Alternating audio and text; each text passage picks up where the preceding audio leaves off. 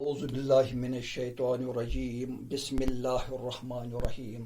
پیارے بچوں، امید ہے کہ آپ ٹھیک طرح سے ہوں گے۔ اللہ آپ کو اپنی حفاظت میں رکھے۔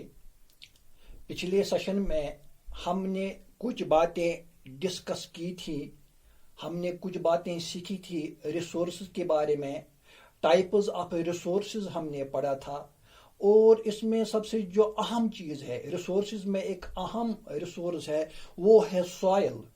تو ہم نے سوائل کے بارے میں بھی پچھلے سیشن میں کچھ باتیں ڈسکس کی تھی، مثلا ٹائپز آف سوائلز جو ہے، کون کون سے اقسام ہیں اس سوائلز کی، مٹی کی، جو ہمارے ملک میں پائی جاتے ہیں، اور ان میں کون سی خاصیت ہے۔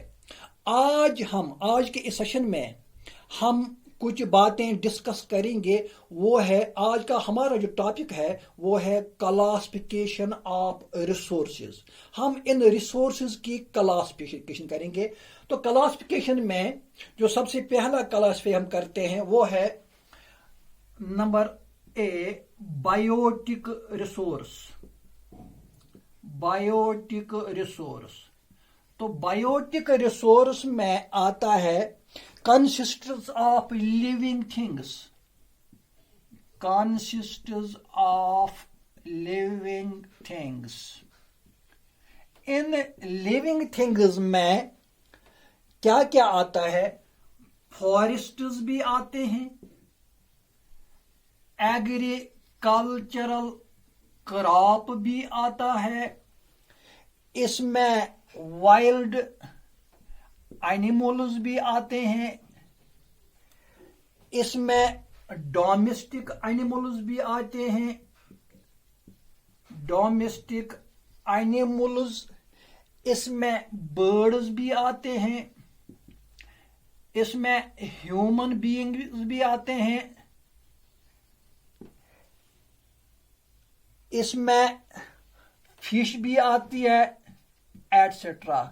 تو یہ جو میں نے یہاں کچھ لیونگ تھنگز بورڈ پر درج کی ہے، یہ سارے جو ہے بائیوٹک ریسورس میں ہے، کیونکہ ان کی زندگی ہے، یہ موومنٹ کرتے ہیں، یہ گرون اپ ہوتے ہیں، اسی لیے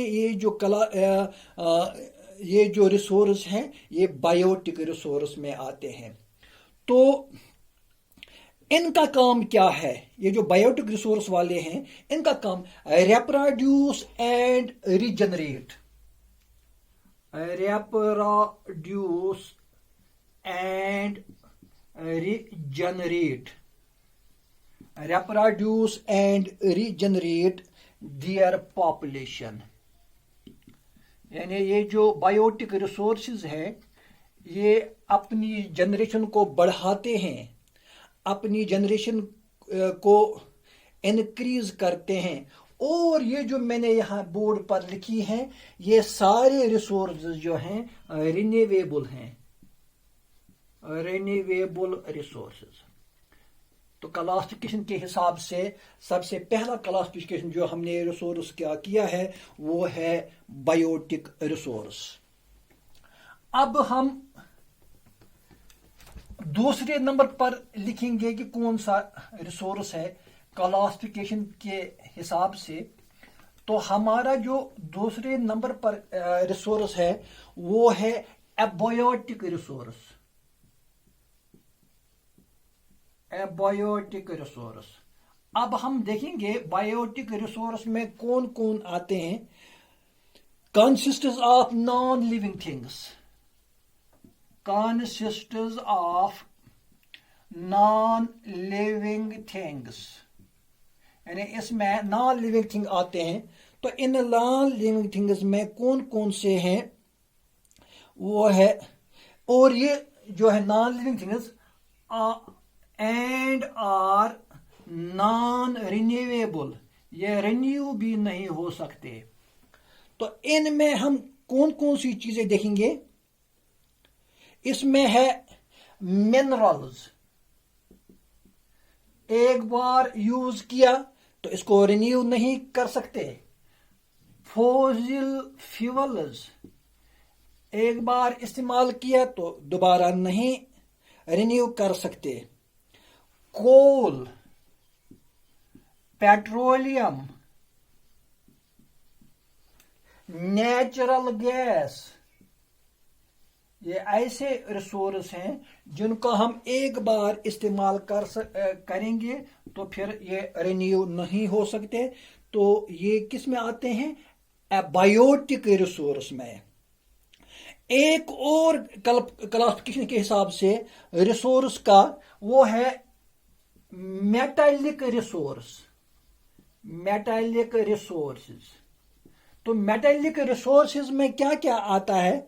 इसमें आयरन आता है, कॉपर आता है, lead, tin, zinc,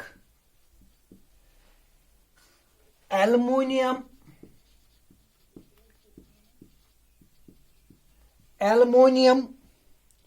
silver etcetera. तो ये जो मैंने यहाँ कुछ रिसोर्स लिखे हैं तो ये मेटालिक में आते हैं। तो मेटालिक में आपने पढ़ा होगा साइंस में भी कि मेटालिक जो रिसोर्सेज होते हैं, मेटालिक थिंग्स जो होती हैं, ये एक तो गुड कंडक्टर ऑफ हीट होती हैं और गुड कंडक्टर ऑफ इलेक्ट्रिसिटी भी होती हैं। आप लोग जो बिजली अपने घरों में देखते हैं तो इस बिजली को पहुंचाने में के लिए जो तार इस्तेमाल की जाती है, इसमें ये कॉपर ही इस्तेमाल होता है। तो ये भी एक क्लासिफिकेशन, बायोटिक, एबायोटिक, और तीसरे नंबर पर जो हमने इसकी क्लासिफिकेशन की है वो है मेटालिक। अब चौथे नंबर पर जो हम क्लासिफिकेशन करते हैं वो है non metallic. Non metallic resources. तो नॉन मेटालिक रिसोर्सेज में कौन कौन से रिसोर्स आते हैं? इसमें आता है माइका, इसमें आता है ग्रेफाइट, इसमें आता है कोबाल्ट, इसमें आता है यूरेनियम,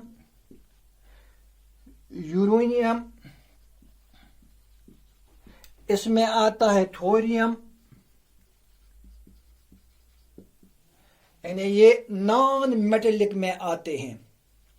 तो इस तरह से हमने मेटालिक भी लिखे और नॉन मेटालिक भी लिखे। अब एक और क्लासिफिकेशन इसकी करेंगे, वो है इनएग्जॉस्टेबल रिसोर्स। इनएग्जॉस्टेबल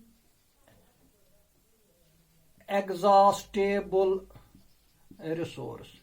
तो इनएग्जॉस्टेबल रिसोर्स हम किसको कहेंगे?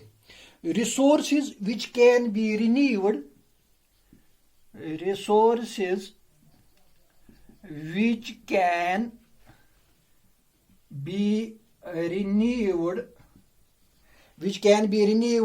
by reproduction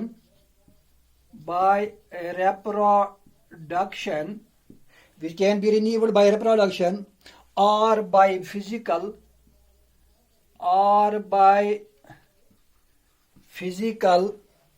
mechanical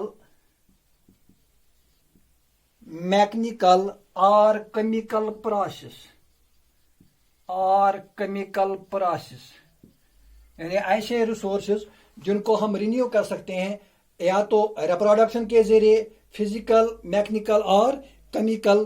तो इनको हम कहेंगे इनएग्जॉस्टेबल रिसोर्सेज। इसमें आयर भी आता है, इसमें वाटर भी आता है, इसमें सोलर एनर्जी, इसमें विंड एनर्जी, इसमें फॉरेस्ट्स भी आते हैं, इसमें वाइल्ड लाइफ भी आता है। तो ये सारे जो रिसोर्स मैंने बोर्ड पर लिखे हैं ये इनएग्जॉस्टेबल रिसोर्स में आते हैं। आपने ध्यान देना है कि हम रिसोर्सेज की क्लासिफिकेशन करते हैं। तो क्लासिफिकेशन में ये एक क्लासिफाई हमने किया है कि रिसोर्सेज जो है वो है कुछ इनएग्जॉस्टेबल। اب ایک اور کلاسفکیشن ہم اس کی کریں گے، وہ ہے ایگزاسٹیبل ریسورس.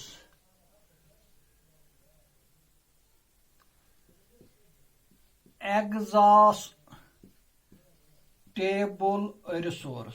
اب یہاں ہم اس کو انڈرسٹینڈ کرنے کی کوشش کریں گے کہ ایگزاسٹیبل ریسورس جو ہے وہ کس کو کہتے ہیں. Some resources like metals, some resources like metals are recyclable,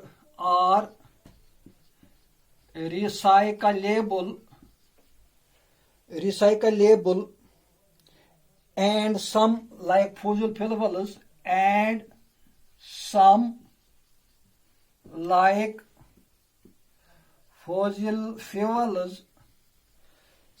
fuels cannot be recycled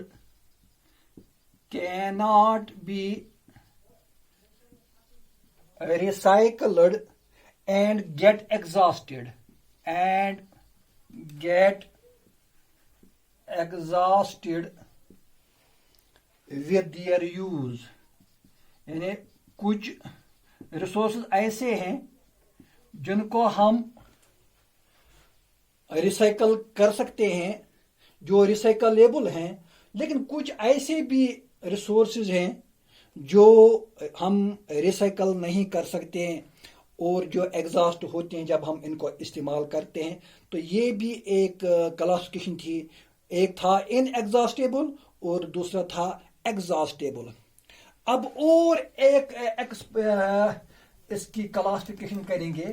آپ لوگ نوٹ کیجئے گا اپنی رف کاپی پر اور ساتھ ساتھ بورڈ پر بھی دیکھیے گا، انڈرسٹینڈ کیجئے گا. اگر کہیں آپ کو سمجھ نہیں آتی ہے تو مجھے کوشچن کیجئے. ایک اور کلاسفکیشن ہے، وہ ہے انڈیویجول ریسورسز.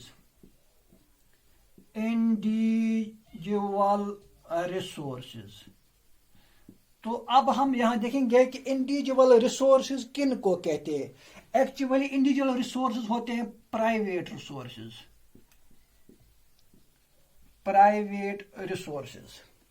تو اس پرائیویٹ ریسورسز میں کیا کیا آتا ہے؟ اس میں آتی ہے پلانٹیشن. کہیں کسی نے باغ بنایا، کسی نے گارڈن بنایا، کہیں پاسچر لینڈز ہیں، گھاس کے میدان.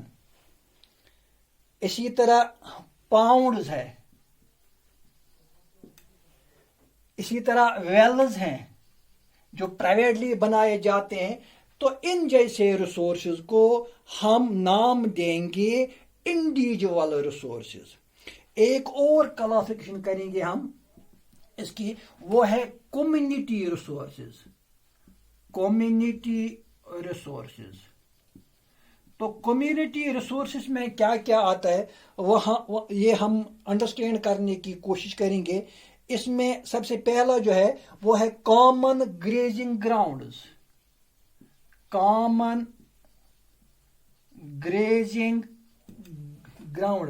یعنی میں آپ کو یہاں ایگزامپل دے رہا ہوں.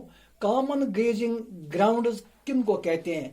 دیکھو، ہر ایک گاؤں، ہر ایک علاقے کے باہر ایک گھاس کا میدان ہوتا ہے جس میں یہ گاؤں والے اپنے ان جانوروں کو، اپنے گائے بیل وغیرہ جو ہیں، ان کو گھاس کھلانے کے لیے وہاں بیچتے ہیں.